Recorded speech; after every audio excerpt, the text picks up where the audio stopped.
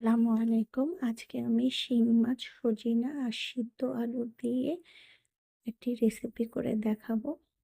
আমার খুব পছন্দের একটা রেসিপি। এজন্য আমি শিং মাছ নিয়েছি। সজিনাটা সুন্দর করে কেটে নিয়েছি। তারপরে আলু সিদ্ধ করে সেই ছোট, ছোট আলু দিয়েছি। এরপরে আমি একটু টমেটো ব্যবহার করব এই তরকারিতে। আমি আপনাদেরকে দেখানোর সুবিধার জন্য সবগুলো আগে ঠিক করে নিয়েছি।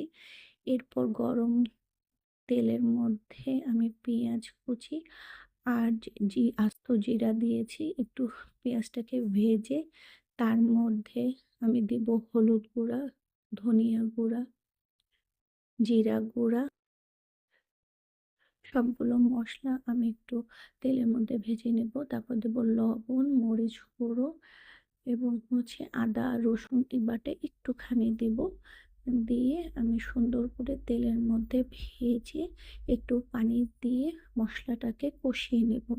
সেই কষা মশলার মধ্যে আমি শিং মাছগুলো একটু ভেজে নেব।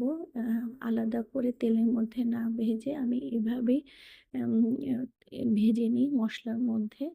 তাতে খেতে অনেক মজা লাগে আমার কাছে। তারপর একটু পানি দিয়ে সিদ্ধ করে নেব। আমি ছোটবেলা থেকে আমার মাকে এভাবেই রান্না করতে দেখেছি। আমার বাবা খুব পছন্দ করতেন।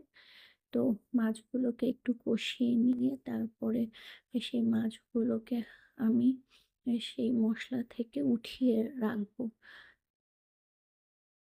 কারণ মশলাগুলো আ মাছের মধ্যে চলে গেছে এবং সুন্দর ভিতরে ঢুকেছে। সেই মসলার মধ্যে অ্যা আমি এখন সজিনা, সিদ্ধ আলু দিয়ে দিব এবং সেই মসলার মধ্যে সুন্দর করে আমি সবজিগুলোকে কষিয়ে নেব। খুব সুন্দর করে আস্তে, আস্তে করে কষিয়ে নেব যাতে অ্যা একটু ভাজা, ভাজা হয়। এম যখন এভাবে ভাজা, ভাজা ম সবজিগুলো ভাজা, ভাজা হয়ে আসবে, আমি তাতে গরম পানি দিয়ে দেব এবং সবজিগুলোকে সিদ্ধ করে নেব। সিদ্ধ করার জন্য আমি উম উম আমি ঢাকনা ব্যবহার করব। ঢাকনা দিয়ে কিছুক্ষণের জন্য ঢেকে দেব। তারপরে একটুক্ষণ পরে সিদ্ধ হয়ে আসলে আলাদা করে রাখা মাছগুলো আমরা সবজির মধ্যে দিয়ে দিব। তারপরে সবজি সহ মাছটাকে একটু নেড়ে ছেড়ে আ উম চুলার উপরে কিছুক্ষণ রাখবো যাতে মাছের মধ্যে এবং সবজির মধ্যে সবগুলো সুন্দর করে হয়। তারপর টমেটো, কাঁচামরিচ দিয়ে আমরা রান্নাটাকে শেষ করব। ধন্যবাদ সবাইকে।